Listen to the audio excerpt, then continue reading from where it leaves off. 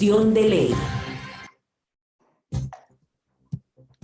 Bien, a esta hora le damos la cordial bienvenida al licenciado y diputado Gabriel Silva, agradeciendo su presencia en la tarde de hoy y que comparta precisamente con nosotros, Ricardo y mi persona, y la audiencia, por supuesto, que lo está escuchando, ese análisis que han hecho ustedes, diputado, al respecto del veto parcial al proyecto de ley 329 que propone y tiene como objetivo regular los conflictos de intereses en Panamá.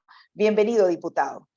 Muchísimas gracias por la invitación, Edna. Ricardo, buenas tardes, y también buenas tardes a todo el equipo, a todos los que nos sintonizan.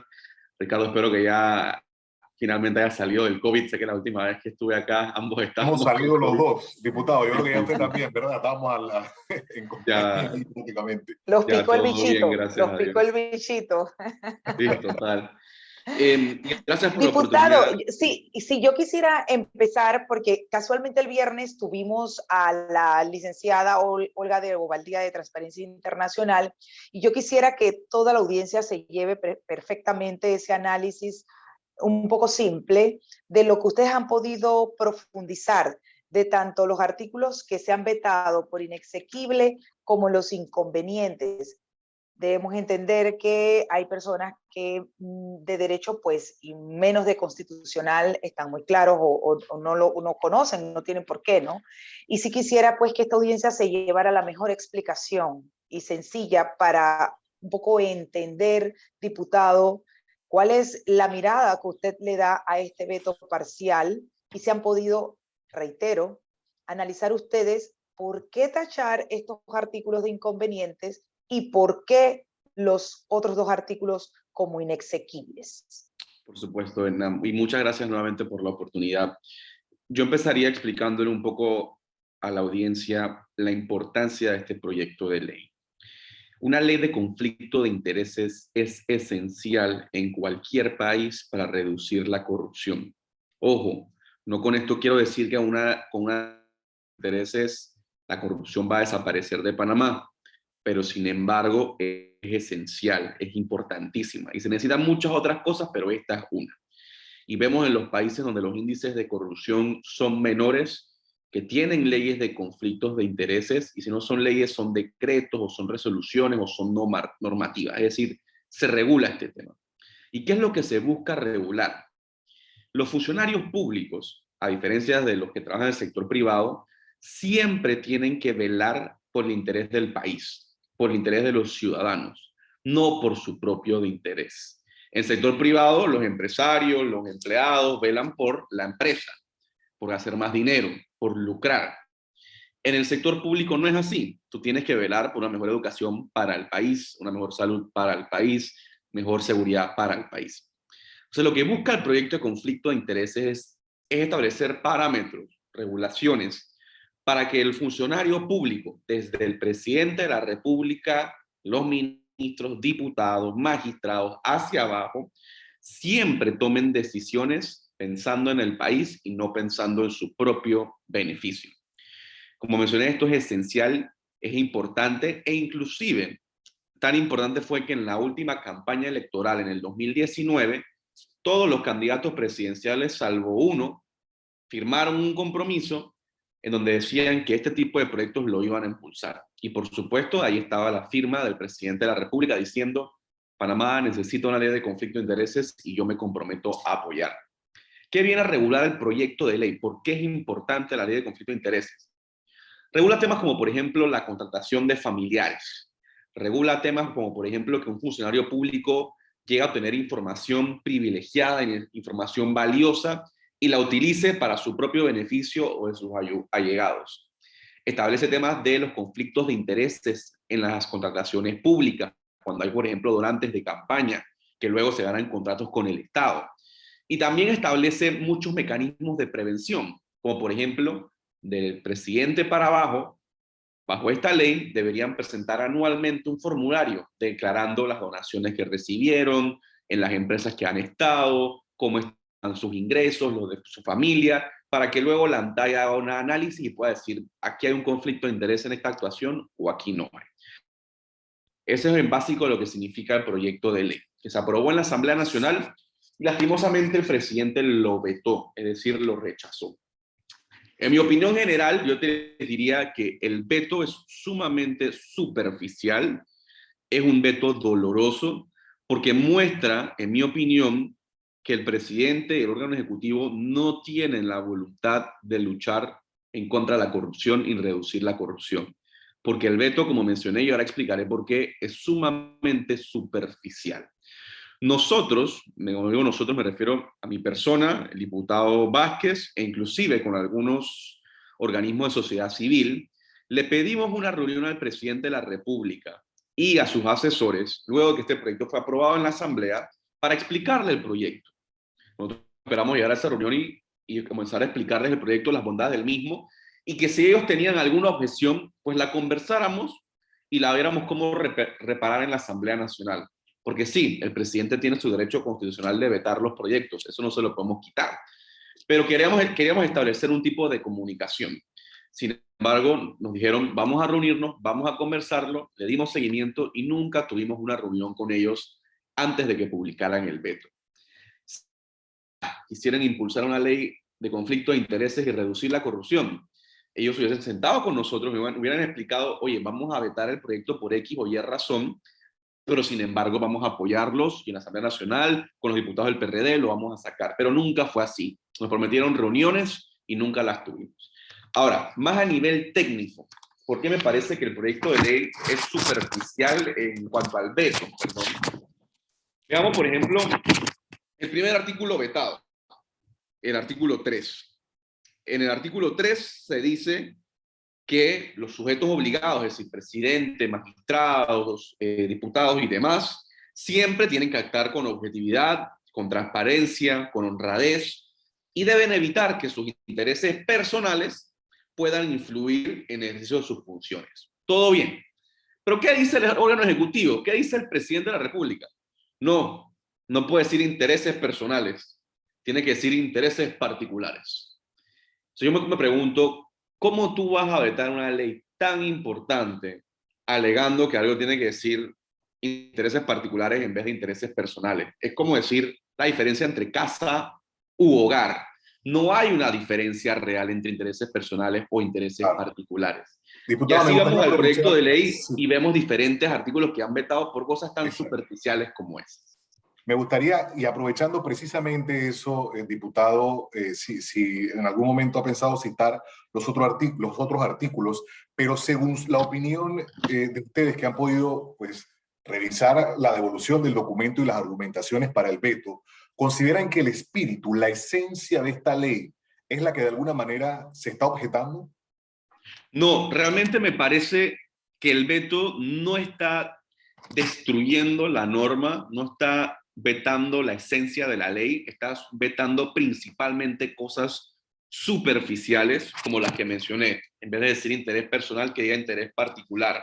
O, por ejemplo, ellos dicen, no sé qué significa una persona que conviva en una relación de afectividad. O sea, cosas bastante superficiales. Sí hay un artículo que vetan, que puede crear bastante conflicto, en el sentido de que nosotros en el proyecto establecemos que la ANTAI, la Autoridad de Transparencia, debe recibir los formularios de conflicto de intereses y luego debe analizarlos y debe interponer las sanciones correspondientes, las multas y demás. Ellos dicen que no debería ser la ANTAI quien debe hacer eso, sino que debe ser o la Corte Suprema o la misma Asamblea, depende de a quién estemos juzgando y multando. Eso sí es una parte medular del proyecto, porque entonces le estamos diciendo a la ANTAI, no, tú no puedes multar, tú no puedes hacer nada, tú simplemente puedes denunciar. Pero sabemos, ¿y denunciar a quién? A la Corte Suprema de los Magistrados en el caso de que estemos denunciando al presidente, perdón, a los diputados y al presidente aquí en la Asamblea Nacional. Es decir, volver al mismo sistema en donde unos se encubren a los otros. Pero en resumidas cuentas, Ricardo, te diría, 80% del veto son cosas superficiales, 20% sí pueden ser cosas sustantivas. Sin embargo, yo creo que, nuevamente, todo lo que vetó el órgano ejecutivo o ya está reglamentado en otra ley o se sobreentiende por simple lógica jurídica. Y nuevamente, aún así, si tuviesen la razón y dicen, mira, en verdad jurídicamente aquí están todos los argumentos para vetar este proyecto de ley, yo sigo preguntándome por qué no nos invitaron a las organizaciones de sociedad civil, a los diputados, que les pedimos una reunión para explicarles el proyecto, nos prometieron reuniones y simplemente lo vetan. Eso lo que a mí me demuestra es una falta de interés en corregir el proyecto y que justamente lo vetan. ¿Por qué? Porque me parece a mí que el presidente está en un gran conflicto de interés. Es irónico, ¿no? Queremos regular el conflicto de interés, pero tenemos un presidente que este tipo de buenas leyes no las puede aprobar porque probablemente él mismo está en un conflicto de intereses. Ahora, diputado, ¿debe retornar este proyecto a la Asamblea? ¿Cuál es el clima? ¿Cuál es la expectativa que abrigan ustedes como diputados independientes en cuanto a la corrección de estos artículos que han sido vetados? Y por supuesto que pueda esta ley retornar al Ejecutivo para su sanción. ¿Cree usted que hay la voluntad política de parte de la Asamblea para tales fines? Una muy buena pregunta, Edna. Yo te diría tres cosas. Lo primero, a nivel individual y de bancada, es que sin duda alguna vamos a hacer el esfuerzo. Luchar en contra de la corrupción es nuestra prioridad, parar que se roben los fondos de todos los panameños, luchar en contra de los intereses particulares dentro del gobierno, en fin, nosotros vamos a empujar la reparación de este proyecto de ley para que se convierta en ley de la República. Eso a nivel de bancada, a nivel personal. Segundo, a nivel de asamblea, considerando las otras bancadas, yo ahí consideraría varias cosas. Lo primero es, bueno, ya hay un antecedente de que aprobamos el proyecto de ley, así que yo creo que hay un interés de la asamblea en aprobarlo. El presidente de la Asamblea Nacional se comprometió en su discurso anterior de toma de posición a impulsar una ley de conflicto de intereses. Habría que ver ahí entonces a él si se refería en, bueno, aprobarla en 3 debates y ya, o ayudar a que se hagan los arreglos ahora con el veto. Y lo tercero que les diría es, falta ver esa voluntad del órgano ejecutivo si realmente quiere reparar este proyecto de ley. ¿Por qué lo digo? Yo he visto en la Asamblea Nacional proyectos que presenta el órgano ejecutivo que pasan en el mínimo de días. Es decir, en un día en primer debate, en otro día en segundo debate, en otro día en tercer debate. Rapidísimo. Y eso es porque el órgano ejecutivo los quiere. Es decir, cuando el presidente quiere sacar rápido un proyecto, lo saca. Entonces falta ver esa voluntad del órgano ejecutivo en la Asamblea Nacional para ver si realmente van a tener el interés, por lo menos el órgano ejecutivo, de sacarlo. Entonces nosotros vamos a hacer la lucha. Sin embargo, yo creo que es importante que el órgano ejecutivo, si realmente está comprometido, que ahora me parece que es evidente que no, pero bueno, ojalá nos puedan sorprender, si hay algo de compromiso de luchar contra la corrupción, que el órgano ejecutivo, el presidente, el Partido Revolucionario Democrático se ponga de acuerdo para apoyar esta iniciativa, porque sabemos que la bancada independiente tiene 5 votos, necesitamos los votos de los otros partidos. Así que el clima está difícil de leer, pero nosotros seguiremos trabajando con lo que hay y tratando de arreglar e impulsarla. Ojalá el presidente se sume de la Asamblea y también de la República. Ahora, diputado, para tener claro, ¿cuál es el procedimiento ahora? Ya después, o sea, ustedes han analizado, se van a hacer cambios sobre los términos.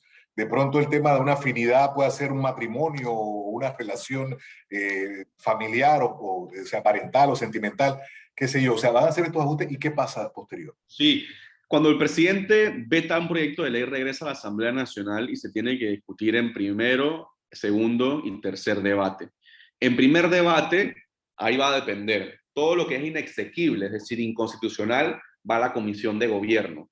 Todo lo que es inconveniente va entonces a la comisión que corresponde, que en este caso también es la Comisión de Gobierno. Luego pasa al segundo debate, donde se meten las propuestas, y luego tercer debate. Yo creo, y nuevamente viendo este proyecto de ley, como son cosas tan superficiales, yo no tengo ningún problema en que pasemos de intereses personales a intereses particulares. Está bien, dale, vamos a cambiarlo. Yo no tengo ningún problema que de relación afectiva pongamos relación matrimonial u otra definición. No tengo ningún problema alguno.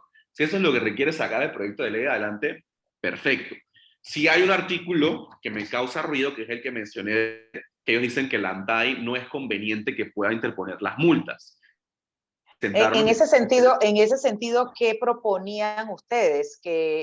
¿O qué se propone en la objeción o en el veto, diputado? Lo que establece el órgano ejecutivo es que la ANDAI no tiene la competencia para poder investigar ni sancionar a presidente de la República, a diputados y magistrados. Claro, Ellos lo que dicen es, Claro, Al presidente de la República lo tiene que juzgar la Asamblea por es constitución. correcto, A los claro, diputados los tiene que juzgar los el órgano, magistrados. Y a los exacto, magistrados los tiene que juzgar la Asamblea. O sea, ellos dicen, así eso es lo que es. establece nuestra Constitución, eso es lo que se debe hacer. Que para Por mí, eso nuevamente, lo es un tallaron de error inexequible. y sería regresar nuevamente, o sea, sería regresar a un sistema que sabemos que está truncado, es ineficiente y no funciona. Hay posturas, por ejemplo, el procurador de la administración actual tiene una publicación donde establece que eso no es inconstitucional, que eso es permitido por la normativa. Sabemos que esto es de una sola postura, ¿no? Pero, por ejemplo, la Claro, exdirectora de la ANTAI también mantenía la postura de que eso no era inconstitucional y que era permitido y que era prudente por el poder que debería tener la ANTAI. Es decir, hay diferentes criterios. Yo ahí estoy dispuesto a sentarme con la mesa, como siempre lo he estado, con el órgano ejecutivo, con los demás diputados, a ver qué podemos arreglar en ese artículo, pero ese es el único artículo que realmente pudiese generar algo de discusión. Todo lo otro es meramente semántica, es personales versus particulares, y eso yo lo cambio sin ningún problema, y reitero, pero mando el mensaje, no me parece justificable vetar un proyecto de ley por cosas tan superficiales. también pudimos el viernes, Ricardo y diputados, conversar precisamente con la licenciada Olga de Transparencia para que nos hablara un poco de la experiencia de otros países de la región en cuanto a la existencia de esta ley.